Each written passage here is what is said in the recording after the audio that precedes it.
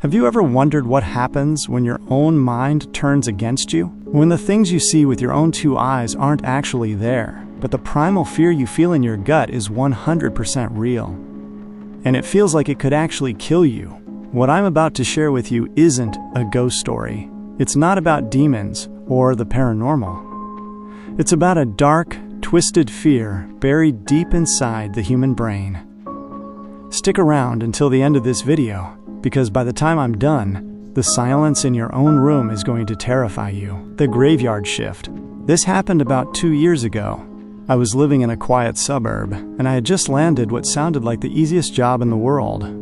I was hired as the night shift security monitor for a massive, underground data facility. My shift started at midnight and ended at 6 a.m. My entire job consisted of sitting in a tiny, climate-controlled security cabin, staring at a wall of 16 CCTV monitors. The facility was built in the middle of nowhere. There was no one else in the entire building. Just me, the cold concrete walls, and the endless droning hum of thousands of computer servers. The first 2 weeks were a breeze. I'd sit back in my rolling chair, listen to some lo-fi music, play games on my phone, and just glance up at the monitors every 30 minutes. It was incredibly boring. But here's the thing about working the graveyard shift. Your biggest enemy isn't an intruder. It's sleep deprivation. When you go days without proper sleep, your brain starts to misfire. It gets exhausted. And an exhausted brain is a very dangerous thing. The first glitch. It was the third week. The clock on my desk read 2:15 a.m. I was staring at the monitors. Camera number 7 covered a long, windowless concrete hallway located right outside the main server room. Suddenly, the feed for camera 7 flickered.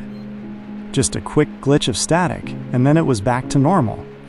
I stood up, tapped the side of the monitor, and everything seemed fine. But when I looked closer at the screen, I noticed something had changed. Down at the very end of that pitch-black hallway, there was a shadow. It was a tall, impossibly thin, pale figure, just standing there. Perfectly still. I rubbed my eyes. I figured I was just having a micro-sleep hallucination. You know, when your brain dreams for a split second while your eyes are still open. I blinked hard and stared at the screen again. Nothing. The hallway was completely empty.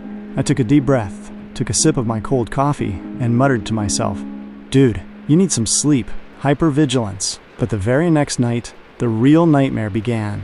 In psychology, there's a term called hypervigilance. Once you get thoroughly spooked, your brain goes into survival mode.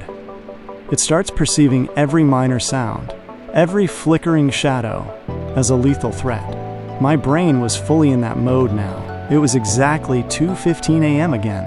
The feed on camera 7 glitched. Static. Then clear. My stomach dropped. That tall, pale shadow was back. But it wasn't at the end of the hallway anymore. It was closer to the camera. Much closer. It was like it only moved when the camera feed cut out. My heart started pounding against my ribs. I grabbed the main intercom mic that broadcasted through the whole facility and yelled, "Hello? Is someone down there? This isn't funny. Step out where I can see you." ... Nothing. No answer. Just the static hum of the servers. I decided I had to go check it out myself, just to prove to my own brain that nothing was there. I grabbed my heavy flashlight, opened the cabin door, and walked out into the freezing server room. I walked up to that long hallway and shined my light straight down the middle. Nothing. It was completely empty. Not a single thing out of place. I let out a sigh of relief. It was all in my head. Part 4. The escalation. I walked back into my security cabin, locked the door behind me, and looked up at the monitors. My blood ran completely cold. On camera 7, that thing was standing directly in front of the lens. It was so close that if it had a face, its nose would be touching the glass. But it didn't have a face. It was just a smooth, pale surface. And the most terrifying part? Inside the monitor, that tall, faceless figure slowly raised its long, multi-jointed arm and pointed a single bony finger straight toward the door of my security cabin. I was losing my grip on reality. Was this actually happening? Was there an intruder? Or was my sleep-deprived brain completely snapping? I decided I was done. I grabbed my backpack. I was going to run to my car and never look back. But right as I turned to leave, I looked at the rest of the monitors. Camera 8. Camera 9. Camera 10. On every single screen, that impossibly tall figure was manifesting. It was walking through the server aisles. It was coming from every single exit route. I was surrounded. The climax. I backed away from the desk and slid down the wall into the corner of the cabin. I squeezed my eyes shut, wrapped my arms around my knees, and started counting out loud. 1, 2, 3. I told myself over and over, if I keep my eyes closed, if I don't give this hallucination any power, my brain will calm down. It's just fear. It's not real. It's not real. But then, from the other side of my cabin door, I heard it. Knock, knock, knock. Someone was knocking. Very slowly, very gently. I stopped breathing. I slowly opened my eyes and looked at the monitors. All the camera feeds were crystal clear. The hallways were empty. The server room was empty. Everything was perfectly normal.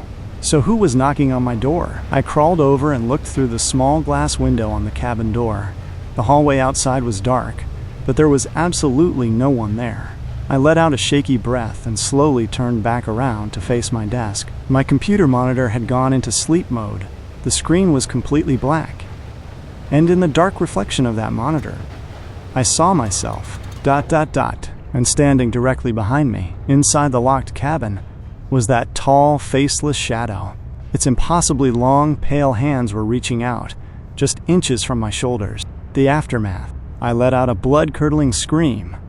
I threw myself forward, blindly grabbed the handle of the cabin door, ripped it open, and sprinted down the hallway toward the main exit. I didn't look back. I didn't care if it was a monster, a demon, or a psychotic break. I just knew if I stayed in that building for one more second, I was going to die. I burst through the emergency exit, scrambled into my car, locked the doors, and drove off into the night like a maniac. I emailed my resignation the very next morning. A few weeks later, I finally went to see a psychiatrist. He told me that due to severe sleep deprivation and isolation stress, I had experienced a psychotic break, a state where your brain creates terrifying hallucinations and processes them as 100% real. It's been 2 years since that night. I work a normal day job now. I get a solid 8 hours of sleep every night. My doctors say I am completely healthy, but sometimes, when I'm sleeping in my own bed at night, I'll suddenly wake up. The room will be pitch black. The house will be dead silent. And right there, in the darkest corner of my bedroom, I'll see the faint outline of that tall, pale shadow standing perfectly still. I squeeze my eyes shut and whisper to myself, "It's not real. It's just my brain. It's not real. ... But right as I say that, I hear a raspy whisper right next to my ear. "Are you sure?